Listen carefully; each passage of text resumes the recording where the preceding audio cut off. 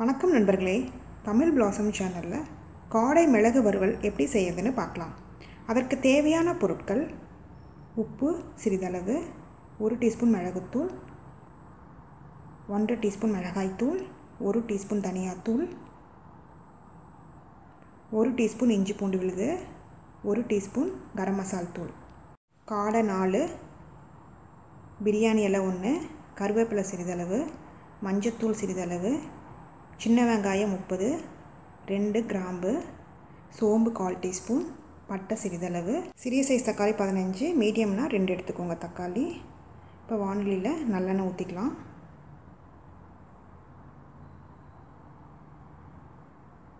பட்டை, கிராம்பு, சோம்பு,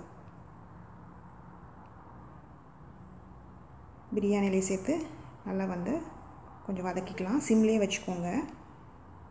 கட் பண்ணி வச்சுருக்கிற சின்ன வெங்காயத்தை போட்டுக்கலாம். சின்ன வெங்காயத்தை நல்லா டேஸ்ட்டு கொடுக்கும் பெரிய வெங்காயத்தோட. அதனால் நான் 30 வெங்காயம் எடுத்துருக்கிறேன். உப்பு சிறிதளவு சேர்த்துக்கலாம். அப்போ தான் வெங்காயம் சீக்கிரம் வதங்கும். பாருங்கள், வெங்காயம் வதங்கிருச்சு. இப்போ தக்காளி சேர்த்துக்கலாம். தக்காளி நல்லா வதக்கிக்கோங்க. சிம்லேயே வச்சுக்கோங்க. பாருங்கள், நல்லா வதங்கிருச்சு. இப்போ இஞ்சி பூண்டு விழுது சேர்த்து நல்லா வதக்கிக்கலாம். சிம்லேயே வச்சுக்க வதக்கிக்கோங்க. மஞ்சத்தூள், தனியாத்தூள், மிளகாய்த்தூள், கரம் மசால் தூள் சேர்த்து நல்லா வதக்கிக்கோங்க. நான் கரம் மசால் தூள் வீட்டில் அரைச்சதை ஆல்ரெடி நான் அப்லோட் பண்ணியிருக்கேன், அதில் பார்த்துக்கோங்க. கொஞ்சம் சிறிதளவு தண்ணி ஊற்றிக்கலாம் மசாலா நல்லா வேகிறதுக்கு. இப்போ பாருங்கள், மசாலா கொஞ்சம் வெந்துருச்சு. இப்போ தேவையான அளவு உப்பு சேர்த்துக்கலாம். சேர்த்து வதக்கிக்கோங்க. இந்த ஸ்டேஜில் காடையை போட்டுடலாம். நான் 4 காடை எடுத்துருக்கிறேன்.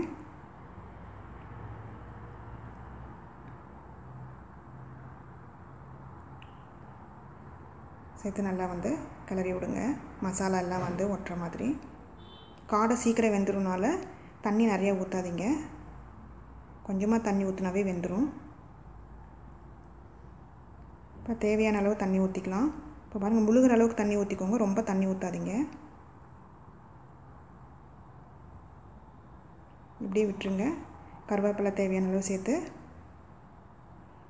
இந்த தண்ணியிலே வெந்துடும்.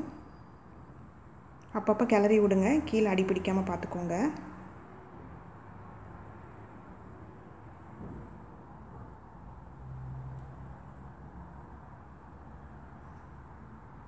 பாருங்கள், நல்லா தண்ணி வற்றிருச்சு. அப்பப்போ கிளறி விட்டுக்கிட்டே இருங்க.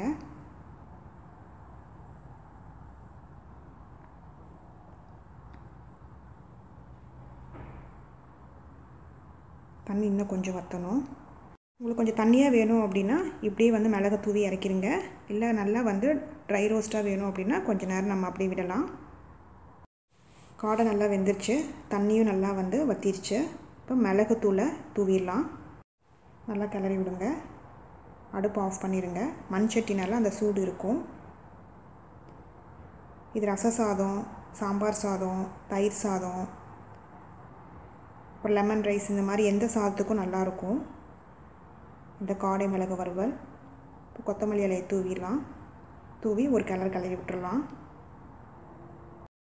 காடைக்கு யூஸ் பண்ணோம் பார்த்திங்களா மசாலா, அது எல்லாமே நாட்டுக்கோழி பிராய்லரையும் வச்சு செய்யலாம். இதே மசாலா அதுக்கும் சேர்த்து நீங்கள் செய்யுங்க, நல்லா டேஸ்ட்டாக கிடைக்கும். இப்போது காடை மிளகு வறுவல் ரெடி ஆயிடுச்சு. இந்த ரெசிபியை செஞ்சு பார்த்துட்டு உங்களோட கமெண்ட்ஸ் என்னன்னு சொல்லுங்கள். பிடிச்சிருந்தால் லைக் பண்ணுங்கள், ஷேர் பண்ணுங்கள், சப்ஸ்கிரைப் பண்ணுங்கள்.